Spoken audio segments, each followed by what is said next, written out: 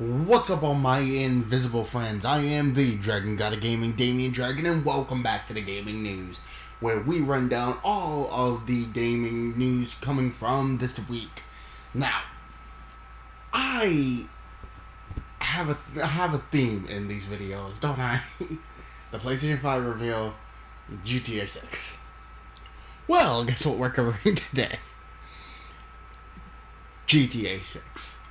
Now, obviously, it's been being rumored for a very long time, and nobody knows exactly when it's going to come out, how it's going to come out, but everyone can agree on one thing. That's going to be one of the seriously most influential, most hyped launches in history, because GTA 5 wasn't enough. People are still playing GTA 5. And it's still being updated. So, yeah. Now, this article comes from express.co.uk, normally one of the many sites that I visit for the gaming news. It says GTA 6 release date news this week includes the new that Rockstar Games are embracing exciting new services for their latest major games releases, which could change things greatly in the future. There has been no update so far in 2019 regarding the official release date for the next Grand Theft Auto game. GTA 6 is expected to be one of the biggest game launches in history, whether or not it is released on the PlayStation 4 or Xbox One.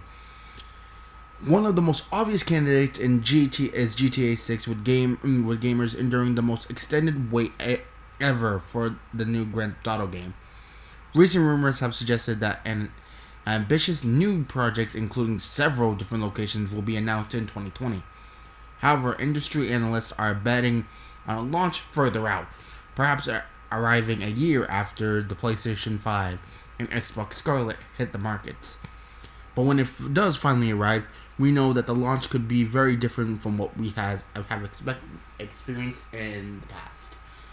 Basically speaking, nobody knows when this game is going to be released, but it is going to be released sometime after the PlayStation 5 and the Xbox Scarlet release.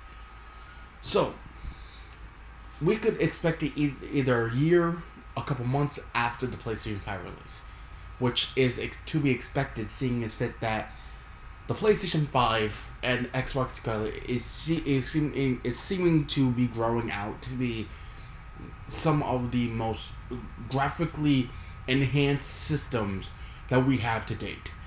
And with the PlayStation 5's graphics cards, the custom graphic cards that they're going to be having, and the Xbox's same kind of graphics card, you gotta think, for Rockstar Games, they're gonna want the game to look as good as possible for even this extended wait. Because by now, we would normally have a Grand Theft Auto game release. Now, I can understand that. But for GTA 6, you have to do something so ambitious to top GTA 5.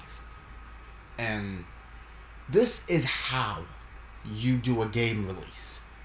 Because I can understand this. For someone who has studied game development, I can tell you one thing. And one thing very clear. That when you want to market your game out, and you want to give it that pizzazz to overlap a game that you have done in the past, and something just as big as GTA 5, you're gonna need to bring something that, makes it stand out from its predecessor.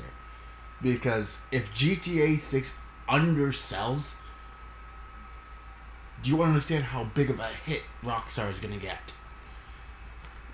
Because after all this time, they don't have something standard. Like, we know at least one thing: they are working on GTA 6. The problem is, we don't know when it's gonna be released, when an announcement is gonna hit, or when we're gonna figure out anything that has to do with it. In late 2020, early or late 2020, we're gonna be figuring out some things that has to do with GTA 6, and that's a couple off. couple months, couple years off. I have no idea. Ladies and gentlemen, I just woke up, so I have no idea what I'm saying. So please, bear with me. But still keep in mind what I'm saying, because I can guarantee you I know too much about gaming to let you know, hey, this is exactly what they're doing. But when GTA 6 does finally roll around, we gotta get amped. GTA 5 was awesome. It was one of the first GTA games I picked up since San Andreas, and when I played it, it felt really real to me, and that's something that I have never really gotten to. So hey, we all have something to look up for. GTA 6 is coming, but we would thought that we would got GTA 6 before we got an Overwatch 2. And yeah, Overwatch 2 was just announced. Holy crap, what the hell? Anyway, next up, we're gonna go into, and there is one more thing after this that after these stories that I do want to go over. So please, just bear with me. Next up, Blizzard Entertainment. Now, Blizzard's president clarifies decision to ban the Hearthstone player and 2 casters over Hong Kong controversy. Now, for those of you that don't know and didn't watch the grand finales of the Hearthstone Grandmasters tournament, I don't really follow Hearthstone like that, but I am into esports, and I can appreciate a very good player.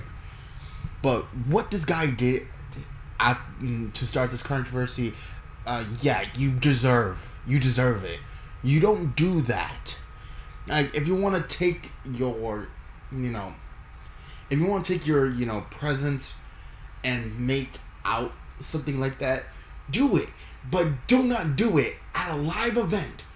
Do it like we do here. Go on YouTube and use your presence online. Do not do it after you win a Grandmasters tournament. What the hell is wrong with you? Now, for those of you that don't know what the Hong Kong controversy is, please let me explain. This article is from PCGamer.com. If you guys want to go check out some of the stuff they did, go to PCGamer.com. But anyway, BlizzCon 2019 opened on a somber note yesterday when President J. Allen Brack walked on stage to address the controversy surrounding Blizzard's heavily criticized decision to ban a Hearthstone player and 2 Taiwanese casters. A month ago, Hearthstone Grandmaster Blitzchung I can't say his last name, created an international controversy when he openly called for Hong Kong's freedom from China while wearing a mask during a post-match interview as part of the Asia-Pacific Hearthstone Grandmasters League. And this is from the president himself. We moved too quickly in our decision making, and then to make matters worse, we were too slow to talk with all of you, J. Allen Brack admitted. When I think about what I'm most unhappy about, there's really 2 things. The first one is that we didn't live up to the high standards that we set for ourselves. And the second is that we failed in our purpose. And for that, I am sorry and accept accountability. As you walk around this weekend, Brack later added, hope it's clear how committed we are to everyone's right to express themselves in all kinds of ways in all kinds of places. Despite that statement, Brack did not address Blizzard's decision to ban the Grandmaster and 2 Taiwanese casters. After the first day of BlizzCon came to a close, PC Gamer was contacted by one of the casters who wanted to express their frustration at Blizzard's apparent decision to uphold the ban against him. Expressing myself is exactly what I did wrong and did during casting, said Virtual, who prefers to not use his real name. So why is Blizzard still banning me for 6 months? Actually, that's really not that bad. Okay. Brack was willing to address the question directly in a brief phone interview with me this afternoon. I want to revisit the statement you made at the beginning of the opening ceremony yesterday. You said Blizzard is committed to everyone's right to express themselves in all kinds of ways, in all kinds of places. And you made a commitment to do better going forward, and that your actions are going to matter more than words do. Are you going to be repealing the punishment against Blitzchung and the 2 Taiwanese casters involved in this incident? The only thing he said, we are not. So one of the things that we talked about in the commitment to express... Okay, I'm not going to go down the entire thing because literally that's all there is.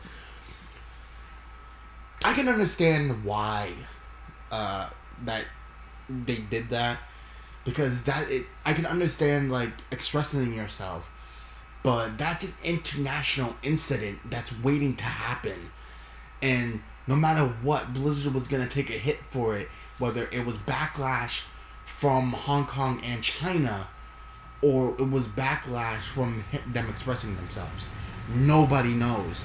And the fact of the matter is, I think he really did do the right decision. You know, for those of you that are against that, I'm sorry. Well, please let me explain myself and you can understand further. That I can understand you want to stick up for your country and you want freedom for your country. But there's a time and there's a place for all of that. And you put Blizzard in a spot where they have no other option but to try to save a little bit of face. Now understand this, that yeah, expressing yourself is, you know, something really good, and that you should be able to express yourself wherever and whenever. But the problem is that if it's an international problem, that should not be the place to do it. And you're not supposed to be doing it on the dime of another company. That has nothing to do with the Hong Kong-China controversy. Please. And that's the thing. If you want to do that, please go online, make a video, do something. Don't do it at an event that big. Because the whole thing is, some people are going to get offended. Some people are going to get calls. Some people are going to get fired possibly for that. And the problem is that you're causing problems for a bunch of people when you're only trying to help out your country. You're doing more harm than you are doing good. So there's a time and a place for everything. Just find the time and place for it. Like, if this would be a lot more different if you're like this. If you wanted to express yourself in school, I can understand that. That should be a place where you're supposed to express yourself. They shouldn't be saying, oh, this, and this. Okay, I get it. But to do it at a big international event like that, where the problem is that you went after a country that could bounce back at Blizzard, specifically for your comments and letting it happen, can also raise eyebrows. So I said there's a time and place for everything, but also, yeah, express yourself, but please do it at an appropriate time and appropriate place for it. You know? So, what I'm saying is, there's times for everything, but at major events where a ton of people could get, you know, injured, hurt, you know, offended, and everyone's gonna clap back at one place, and that'll be Blizzard. If you're just doing it on your own time and on your own dime, I get it. So if you're at like a school, or if you're at like, you know, your own house making a video, fine, do it there.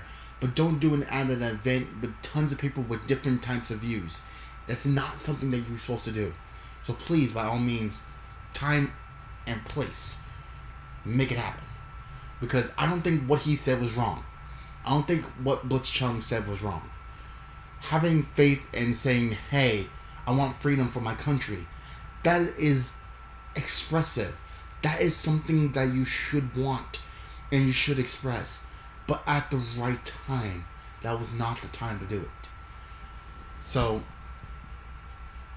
okay, now I'm going to retract what I said for everyone that is going to probably get, you know, jumpy about the situation. One,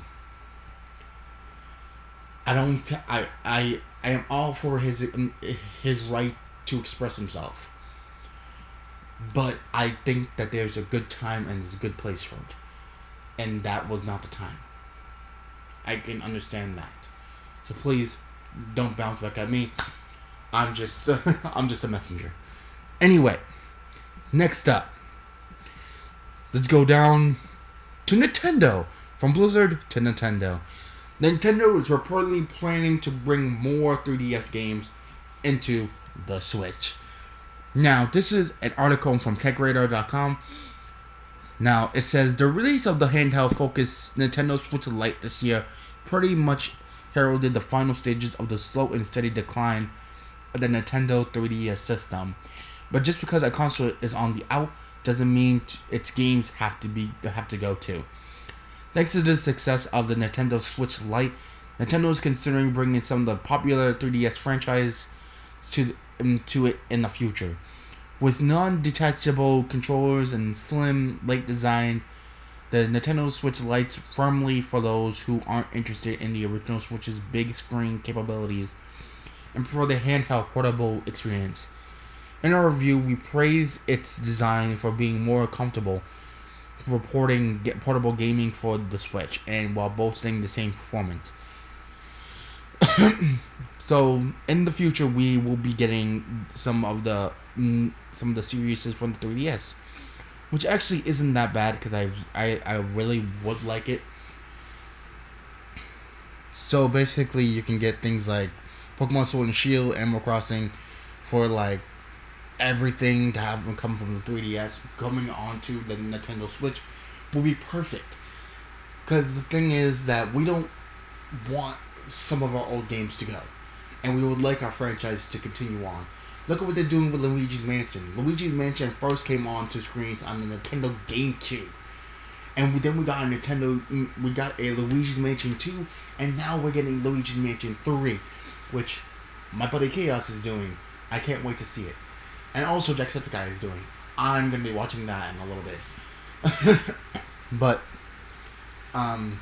Luigi's Mansion 3, Luigi's Mansion 2, these are some of the games that are coming out. And I'm just pining for a Super Mario Sunshine 2 release. I want that. And that would make me go out and buy a Switch. So, please, by all means, come on, guys. This herald for the 3DS's, fine-tuned gaming console to bring its franchises over to the Nintendo Switch. Because, let's face it, we don't want all of our games to go. And with the PlayStation still, they are bringing all sorts of titles back. The Nintendo's doing the same thing with the 3DS, coming and bringing those franchises over to the Switch. So, nice! Anyway, there's one more story that I haven't planned out, but me and Chaos was talking about this a couple days ago. That a patent was made by the PlayStation, by Sony. Speaking of the PlayStation 5, the PlayStation had patented the PlayStation logo for PS6, PS7, PS8, PS9, all the way through PS10. So, ladies and gentlemen, we're getting, after the PlayStation 5 more PlayStations, 5 more PSs afterwards. So, yes, there will be a PS6, there will be a PS7, will be a PS8, PS9, and a PS10. I never thought I would say the word PS10, but there will be a PS10 eventually. Way years into the future, and I don't know how long I'm going to be doing this, but I would love to open a PlayStation 10 on Christmas in like 2030. Actually, no, never mind. About 2060. Because, let's face it, the PlayStation 4 had a long lifespan. PlayStation 5 will definitely have a very long lifespan. Yeah! Yeah. Awesome. Anyway, the PlayStation has been patented for many generations to come.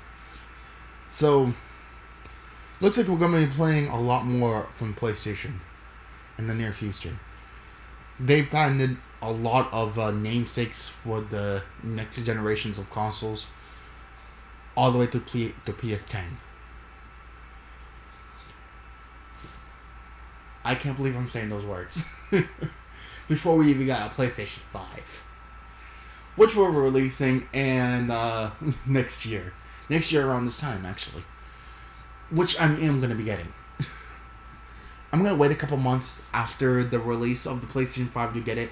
Because obviously the first set of PlayStations are a little buggy. So I'm waiting until after a couple patches to play it. So I am going to be getting the PlayStation 5.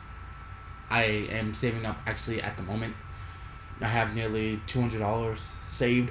So yeah. But this time next year I'm probably going to have that couple $1,000. Anyway, hope everyone enjoyed today. Let me know down in the comment section below what you guys think. Tell me what is your favorite announcement coming out? The GTA 6 coming. The 3DS's gaming library may be transferred over to the Nintendo Switch, or the patent for the PlayStation 10 through PlayStation 6 through 10. Let me know down in the comment section below. I can't wait to hear what you guys have to say. Anyway, down there next to in the description, I want you guys to go click on all of our wonderful creators that we have over here. If you guys want to become creators for Invisible Corporation, you guys can come and talk to me, Tui, and Chaos, and we will have a discussion about if you guys, deserve to be here. Because we do have openings. We do want to have more creators come in and have a little bit of network here for all types of creators. And we have our own Discord channel that we do go through. So if you guys want to join us and, play a couple games on our channel, get a little bit of exposure, please by all means come out. But you must be serious about your stuff, because we are very dedicated to our stuff. You got to think, I do multiple videos a day on my channel, and I do tons of things here. Even as we're speaking, I have a video downloading uploading to my YouTube channel while I'm doing this video. And I'm doing this at 7 a.m. for something that's going up at fucking 12 a.m. That's my one per list. So you need to be dedicated. And believe me, we are all dedicated here. Oh my god.